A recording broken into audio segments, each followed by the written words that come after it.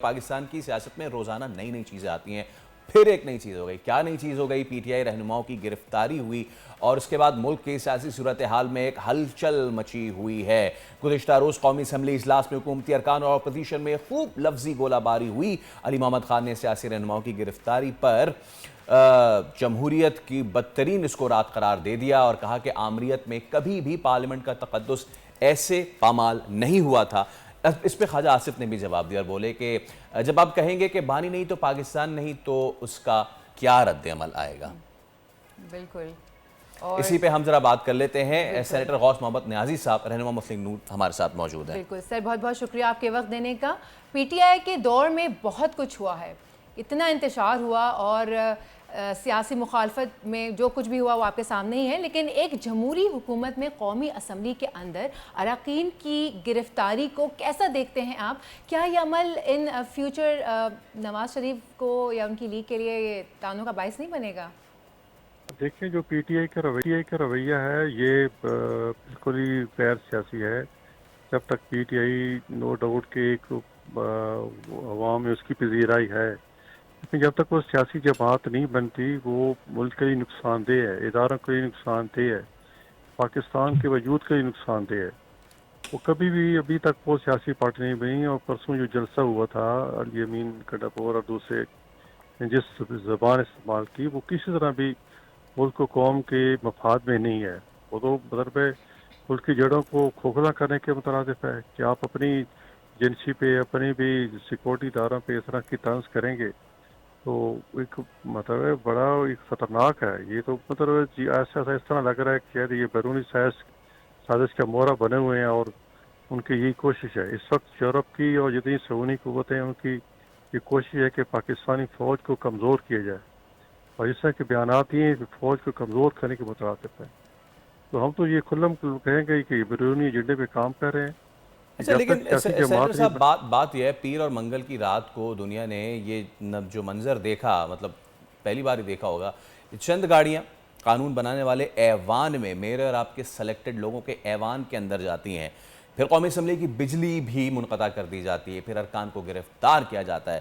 آپ کو نہیں لگتا ہے یہ سارا عمل کسی بھی انتشاری ٹولے کی مزید مقبولیت کا باعث بن سکتا ہے؟ بات صرف حکومت کی نہیں ہے، پوری ریاست کی ہے. کہ حکومت اور زیادہ وہ جو بات کرتے ہیں زیادہ ریاست کے خلاف بات کرتے ہیں، اور جو کہ بہت ہی نقصان دہ اور بڑی خوفناک ہے. کہ سیاسی پارٹی تو چلو لڑتے رہتے ہیں، آپ ریاست کے خلاف جب کھڑے ہو جاتے ہیں تو پھر تو یہ تو بغاوت کے زمرے میں آتا ہے. تو پی ٹی آئی کو اپنے گریبان میں جھانکنا چاہیے. وہ اگر کہتے ہیں کہ اگر وزیر اعظم عمران خان نہیں ہے تو کوئی بھی قبول نہیں ہے، تو یہ ساری چیزیں بڑی خطرناک ہیں اور ان کو دوبارہ سوچنا چاہیے. جو پی ٹی آئی کی سنجیدہ لیڈرشپ ہے ان کو سوچنا چاہیے اور نوجوانوں کو. اور کیا دیا ہے دیکھو، ایسے ہی مطلب پبلک کی ایک خوشنودی حاصل کرنے کے لیے انہوں نے جو اقدامات کیے، مثلا ان کے پاس اتنے فنڈ نہیں ہے تنخواہیں دینے کے لیے، انہوں نے ہیلتھ کارڈ جو ہے وہ سب کے لیے عام کیے ہوئے ہیں. اب دیکھو لوڈ آؤٹ بالکل جو ہونا چاہیے سب بالکل کو. بالکل اب بالکل جو افورڈنگ لوگ ہیں بالکل وہ سر بھی استعمال کریں سر جو بالکل حکومت پر یہ الزام ہے کہ عدالتی اصلاحاتی قوانین میں تبدیلی، پہلے گرفتاریاں کر کے ایوان سے ان افراد کو کم کرنے کی کوشش کی گئی ہے جو اس میں کافی رکاوٹیں بھی تھیں. کیا کہیں گے آپ اس حوالے سے؟ جی، رکاوٹ تو نہیں بن سکتے تھے کیونکہ اس میں تو رائے شماری ہوتی ہے. زیادہ زیادہ شور ڈال سکتے تھے، بدمزگی پیدا کر سکتے تھے، ہلڑ بازی کر سکتے تھے. رکاوٹ تو نہیں پیدا کر سکتے. یہ بس زیادہ ہے کہ شور شرابہ کرتے. ہم دیکھو ان سب کی تقریریں آپ دیکھ لیں. دیکھو انہوں نے وائلیشن کی، 7 بجے تک جلسے کا ٹائم تھا اور رات 11-12 بجے تک چلتا رہا. اس کو وارننگ بھی دیتے رہی، بلکہ جو بندہ ان کو وارننگ دینے گیا تھا انہوں نے ان کو مطلب قید کر لیا، ان کو حبس بجا میں رکھ لیا انتظامیہ کا بندہ. اس غیر پھر حقوق قانون حرکت میں آنا تھا اور ان کی ایف آئی آرز ہوئیں. آج انہوں نے برسٹر جو گور کو تو چھوڑ بھی دیا ہے کیونکہ اس کی بیل ہو گئی، وہ فیصلہ چھوٹا تھا.